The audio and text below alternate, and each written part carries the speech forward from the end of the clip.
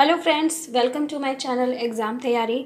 आज के वीडियो में हम देखने वाले हैं बिक्स और कैल्प के बारे में। ये क्या है, बहुत ही इम्पॉर्टेंट है। इनसे जो क्वेश्चन आते हैं अक्सर इनकी फुल फॉर्म भी पूछी जाती है और इनमें किस चीज़ का मतलब बारे में बताया गया है, किस चीज़ से रिलेटेड है, ये क्वेश्चन आते हैं। ये दोनों टॉपिक जो है वो काफ़ी इंपॉर्टेंट है। बहुत शॉर्ट सा वीडियो बनेगा, ज़्यादा कुछ नहीं है, लेकिन आप पूरा देखिएगा इसे। और ये दोनों इम्पॉर्टेंट इसलिए क्योंकि जो एनसीईआरटी की जो बुक है या एनसीईआरटी ने जो इंस्ट्रक्शन दिए हैं उनमें भी बोला है कि इन दोनों चीज़ों का ध्यान रखना है जब आप एक लैंग्वेज क्लास में बच्चे को लैंग्वेज का डेवलपमेंट कर रहे हैं। ठीक है, तो देखते हैं क्या है BICS and CALP. These terms are commonly used in discussion of bilingual education and arise from the early work of Jim Cummins।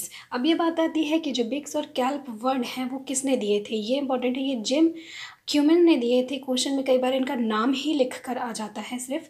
ठीक है, अब ये इन्होंने किसके लिए यूज़ किए थे टर्म, ये यूज़ किए थे इन्होंने बाइलिंगुअल एजुकेशन सिस्टम के लिए। बाइलिंगुअल एजुकेशन सिस्टम, जैसे कि आप अपनी क्लास में इंग्लिश पढ़ा रहे हैं लेकिन हमारी कंट्री जो है वहाँ पे मोस्टली बच्चे जो है वो क्या बोलते हैं, हिंदी बोलते हैं। ठीक है, अब क्लास में क्या आप उन्हें पढ़ा रहे हैं, हिंदी भी पढ़ा रहे हैं और इंग्लिश भी। तो वो एजुकेशन सिस्टम क्या है, बाइलिंगुअल एजुकेशन सिस्टम है, जो कि हम उनकी जो बोली जाती है भाषा, या आप हिंदी के आप दूसरे स्टेट में अलग भाषा बोली जाती है उससे डिफरेंट है। तो उसके लिए उन्होंने इन टर्म्स का यूज़ किया था। इन schools today the term BICS and CALP are most frequently used to discuss the language proficiency level of students who are in the process of acquiring a new language. तो kelp और बिक्स का use जो है school में किस लिए किया जाता है, लैंग्वेज प्रोफिशेंसी लेवल के लिए किया जाता है स्टूडेंट की, जो कि क्या कर रहे हैं, एक न्यू लैंग्वेज को सीख रहे हैं, एक न्यू लैंग्वेज को एक्वायर करने की प्रोसेस में है। उनकी लैंग्वेज प्रोफिशेंसी से रिलेटेड है, यानी उनकी लैंग्वेज की जो प्रोफिशेंसी है, यानी कितना अच्छा वो उस लैंग्वेज को बोल ले रहे हैं, उससे रिलेटेड है। तो क्या है कि Cummins and Swine in their book Bilingualism in Education have made a very fundamental distinction between BICS and CALP। Cummins और स्वाइन ने अपनी बुक लिखी बाइलिंग्विज्म इन एजुकेशन। उन्होंने इन दोनों में क्या डिफरेंस है, ठीक है, क्या बेसिक डिफरेंट है, क्या फंडामेंटल डिफरेंस है, उसके बारे में बहुत अच्छे से बताया। तो अब देखते हैं व्हाट इज़ बिक्स एंड कैल्प। सबसे पहले तो देखिए आपको इनकी फुल फॉर्म पता होना बहुत ज़रूरी है। ठीक है, बिक्स की फुल फॉर्म क्या है, basic interpersonal communicative skills. Basic interpersonal communicative skills. ठीक है, तो नाम से आपको पता चल रहा होगा कि इंटरपर्सनल कम्युनिकेटिव स्किल्स बेसिक, यानी कि जब दो लोग जो हैं वो कम्युनिकेशन करते, बातचीत करते हैं, उसके लिए जो लैंग्वेज यूज़ करते हैं उससे रिलेटेड कौशल। ठीक है, उससे रिलेटेड क्या है, स्किल। तो BICS are language skill needed to interact in social situation, for example when chatting to a friend या फिर फेस टू फेस कन्वर्सेशन। तो बिक्स क्या है, बिक्स के अंदर वो लैंग्वेज प्रोफिशेंसी आती है जिसका इस्तेमाल हम अपनी डेली लाइफ में करते हैं, अपने एक दूसरे से बात करने के लिए। ठीक है, अपने फ्रेंड से बात करने के लिए, या हम कहीं खेल रहे हैं वहाँ पे बात करने के लिए, यानी पढ़ाई से रिलेटेड नहीं, नॉर्मल जो डेली लाइफ कन्वर्सेशन हम करते हैं उसमें जो हम यूज़ करते हैं, सोशल सिचुएशंस में जो हम यूज़ करते हैं, उसको क्या है, वो बिक्स है। ठीक है, बेसिक इंटरपर्सनल कम्युनिकेटिव स्किल है। BICS largely involve the skill to perform effectively in situations that are rich in context and undemanding at the level of cognition and non-specialized। तो बिक्स जो है, बिक्स के अंदर कौन सी स्किल्स आती हैं जिनका इस्तेमाल हम कब करते हैं, हम जब हमें हमारे जो कॉग्निशन है, यानी हमारी जो समझ है, हमारा जो ज्ञान है, उसका कोई चेक, उसकी कोई नॉलेज को चेक नहीं कर रहा है। तो क्या मतलब हुआ इसका, इस बात का क्या मतलब है कि बिक्स जो है वो उसके अंदर कौन सी स्किल्स इन्वॉल्व होती हैं जिसके अंदर क्या है, हमारी नॉलेज को चेक ना किया जा रहा हो। जैसे आप अपने फ्रेंड से बात कर रहे हो या आप प्लेग्राउंड में बात कर रहे हो तो कोई चेक नहीं करता ना आपकी नॉलेज को कि आप कैसे बोल रहे हो। ठीक है, दूसरी बात नॉन स्पेशलाइज्ड, कोई स्पेशल लैंग्वेज को आप यूज़ नहीं करते हो। और कॉन्टेक्स्ट, रिच इन कॉन्टेक्स्ट, बस मेन फोकस किस पे होता है, आपकी बातचीत करने पे होता है। ठीक है, तो वो वहाँ पे हम क्या करते हैं, बिक्स में जो स्किल्स हैं उन्हें हम इन्वॉल्व करते हैं। तो अगर सिंपली हम देखें तो बिक्स क्या है?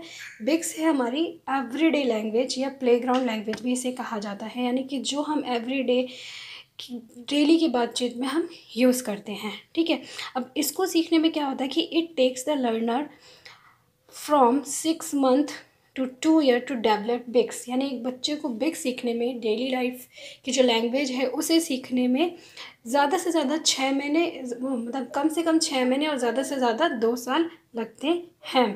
इससे ज़्यादा टाइम नहीं लगता है। सपोज़ दैट कि आप इंडिया में रहते हो, ठीक है, लेकिन आप दूसरी कंट्री में गए, तो वहाँ की जो लोकल लैंग्वेज है, एवरीडे लैंग्वेज है, जैसे इंग्लिश, ठीक है, तो उसे आपको सीखने में, जब आप रेगुलर बेस पे इंग्लिश के आपके फ्रेंड्स बन जाएंगे, उनसे बात करने लगोगे, स्कूल में जाके बात करने, तो आप क्या होगा, ज़्यादा से ज़्यादा आप 2 साल में उस लैंग्वेज को अच्छे से सीख लोगे।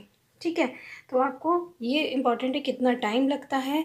विक्स जो है उसके अंदर हम कौन सी लैंग्वेज यूज़ कर रहे हैं, ठीक है, कौन सी लैंग्वेज से ये रिलेटेड स्किल्स हैं, डेली लाइफ से रिलेटेड लैंग्वेज जो है।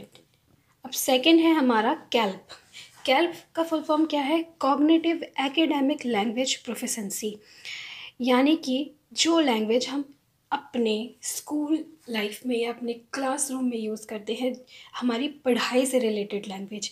अब एनसीईआरटी ने जो है इसकी फुल फॉर्म को थोड़ा सा चेंज किया है, उन्होंने एकेडमिक की जगह पे एडवांस वर्ड का यूज़ किया, तो आपको ये पता होना चाहिए। क्यूमन जी ने इस फुल फॉर्म को बताया, लेकिन एनसीईआरटी ने इस फुल फॉर्म को एक्सेप्ट किया है।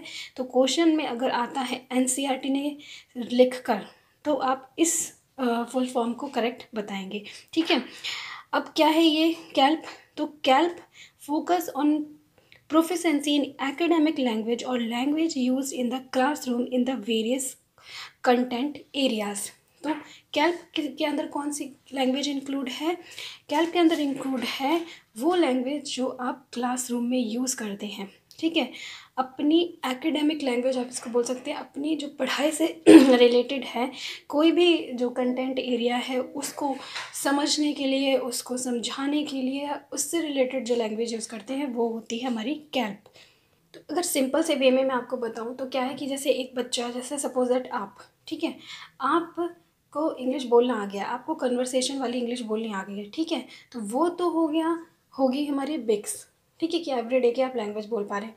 लेकिन जब आप क्लास में आए और क्लास में मान लिया कि आपको कोई टॉपिक समझाना है साइंस से रिलेटेड, आपको बस यही बताना है कि जो प्लांट्स हैं उनमें प्रकाश संश्लेषण कैसे होता है, तो अब उसको समझाने के लिए आप अपनी एवरीडे की लैंग्वेज यूज़ नहीं कर सकते, क्योंकि उसको समझाने के लिए आपको साइंटिफिक टर्म्स जो है उनको यूज़ करना होगा, और जो हमारी बुकिश लैंग्वेज है उसको यूज़ करना होगा। तो वो क्या है, बुकिश लैंग्वेज कह सकते हैं आप या एकेडमिक लैंग्वेज। ठीक है, तो बहुत से लोग जो होते हैं ना उसमें प्रोफिशिएंट नहीं होते हैं, समझे। तो ये मेजर डिफरेंस है दोनों में, कि बहुत बार आपने देखा होगा कि बच्चे जैसे इंग्लिश मीडियम में पढ़ते हैं, उनकी बोलने की भाषा तो बहुत अच्छी होती है, वो बोल लेते हैं, कन्वर्सेशन अच्छे से कर लेते हैं, लेकिन जब उन्हें कोई टॉपिक समझाने के लिए बोला जाता है तो अटकने लगते, उन्हें नहीं आती है, समझा नहीं पाते हैं। क्यों नहीं समझा पाते? क्योंकि जो कैल्प है, यानी कि जो कॉग्निटिव एडवांस लैंग्वेज प्रोफिशिएंसी है, उनमें वो कैसे नहीं होते हैं, निपुण नहीं होते हैं, अच्छे नहीं होते हैं। ठीक है, तो ये बहुत ज़रूरी है कि बच्चा जो है वो अपनी एकेडमिक लैंग्वेज में भी प्रोफिशिएंट हो। अब इसके अगर कैरेक्टरिस्टिक देखे जाएं कैल्प के, तो CALP is characterized by being abstract, context reduced, यानी कि contextually poor and demanding at the level of cognition and specialized. देखिए, जस्ट अपोजिट है बिक्स के। बिक्स में क्या था कि वो कॉन्टेक्स्ट रिच होनी चाहिए, ठीक है, यहाँ पे क्या है, कॉन्टेक्स्ट रिड्यूस होनी चाहिए, यानी आप ऐसा नहीं कि बहुत ज़्यादा बढ़ा चढ़ा के बोलो, आपको डिटेल जो भी मेन पॉइंट्स है उन्हें ही बताना है। Demanding at the level of cognition, यानी कि आपकी समझ अच्छी होनी चाहिए, अच्छे से समझा पा रहे हो आप, अच्छे से उस चीज़ को एक्सप्लेन कर पा रहे हो, उसकी डिमांड करता है। और स्पेशलाइज्ड होनी चाहिए आपकी लैंग्वेज, स्पेशली आप जिसके बारे में बता रहे हो उन्हीं से रिलेटेड टर्म्स को यूज़ करो, उन्हीं से रिलेटेड अपने सेंटेंसेस को यूज़ करो, तो स्पेशलाइज्ड होनी चाहिए। जबकि बिक्स में क्या था, non specialized, undemanding at the level of cognition, और कॉन्टेक्स्ट यहाँ पे रिड्यूस्ड है, वहाँ पे था रिच। कॉन्टेक्स्ट रिच होना चाहिए। जस्ट अपोजिट है उसके। उसके बाद आता है एक चीज़ कि कैल्प को हम यूज़ कैसे कहाँ पे करते हैं। जैसे मैंने आपको बताया कि एकेडमिक लैंग्वेज बोला जाता है इसे, तो हम क्या क्लासरूम में यूज़ करते हैं। क्लासरूम में कैसे, तो kelp involve the language of learning. आप इसको लैंग्वेज ऑफ लर्निंग भी कह सकते हो, और उसको आप लैंग्वेज ऑफ एक्विजिशन भी कह सकते हो, क्योंकि जब आप लैंग्वेज को सीख रहे हो तब हम सीखते हैं, वो हमारी बेक्स होगी। लेकिन जब हम स्कूल में यूज़ कर रहे हैं, लर्न कुछ चीज़ को सीख रहे हैं, ठीक है, तो वहाँ पे जो हम लैंग्वेज यूज़ कर रहे हैं वो हमारी कैल्प हो गई। तो which enables children to problem solve, hypothesis, imagine, reason and project into situation with which they have no personal experiences। तो इसमें क्या होता है, कैल्प में कौन सी लैंग्वेज इन्वॉल्व है। जैसे कि आप स्कूल में कोई प्रोजेक्ट बना रहे हो या किसी टॉपिक को एक्सप्लेन कर रहे हो, ठीक है, कोई प्रॉब्लम सॉल्व कर रहे हो, ऐसी सिचुएशन जो कि आपने अपनी पर्सनली एक्सपीरियंस ना की हो, पर्सनल लाइफ में एक्सपीरियंस ना की हो, आपके लिए बिल्कुल वो नई हो, ठीक है, तो उसको हम एक्सप्लेन करने के लिए कैल्प को यूज़ करते हैं। जैसे एग्जांपल के लिए अगर हम एक सेकेंडरी लेवल का जो स्टूडेंट है उसको बोल दें कि एक ऐसा टॉपिक दे दें जिससे वो फेमिलियर नहीं हो, उस पर ऐसे लिखने के लिए बोल दें, ठीक है, तो क्या होगा, क्योंकि उसने एवरीडे में उससे रिलेटेड लैंग्वेज को यूज़ ही नहीं किया, तो वो उस पे टॉपिक पे अच्छे से लिख नहीं पाएगा। क्यों नहीं लिख पाएगा, क्योंकि क्या है, वो अपनी जो एकेडमिक लैंग्वेज है उसमें प्रोफिशिएंट नहीं है, यानी कैल्प जो है वो उसकी वीक है। तो आई होप अच्छे से आपको समझ में आ गया होगा दोनों में मेजर डिफरेंस।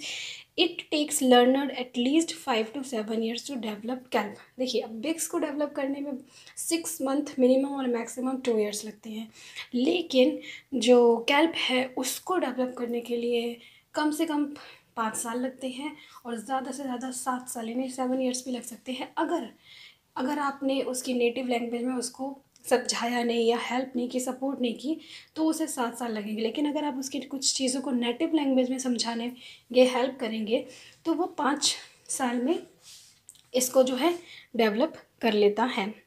तो मेजर जो डिफरेंस था वो क्या था कि बिग्स हमारी एवरीडे की लाइफ की जो लैंग्वेज है वो है, और कैल्प जो है वो हमारी एकेडमिक लैंग्वेज है, इसीलिए इसको एडवांस लैंग्वेज बोला गया है कि एडवांस लेवल की लैंग्वेज है, ठीक है। अब एक बात और एनसीईआरटी कहती है कि NCERT strongly believe that all children should leave school with kelp in at least 3 languages. यानी कि जब बच्चा स्कूल छोड़ रहा है, यानी कि जब उसकी स्कूलिंग कंप्लीट हो रही है, तो वो एटलीस्ट 3 लैंग्वेजेस में जो है वो कैल्प को डेवलप कर ले। वो कम से कम कैल्प यानी कि एकेडमिक जो लैंग्वेज है उसमें वो प्रोफिशिएंट हो जाए, and they should of course know a couple of other at least at the level of BICS. बाकी बिग्स में भी क्या है, 1-2 लैंग्वेज में उसे बिग्स आती हो, जैसे आप डेली की लाइफ में आप हिंदी में भी बोल पाएँ और इंग्लिश में भी बोल पाएँ, ये डिमांड करती है हमारा एनसीईआरटी, ठीक है। तो ये था टोटल कि what is CALP and what is BICS, very important topic. I hope अच्छे से आपको क्लियर हो गया होगा। अच्छा लगा होगा वीडियो तो प्लीज़ इसे लाइक कीजिएगा। अब नेक्स्ट वीडियो में मिलूंगी आपसे, तब तक के लिए बाय बाय।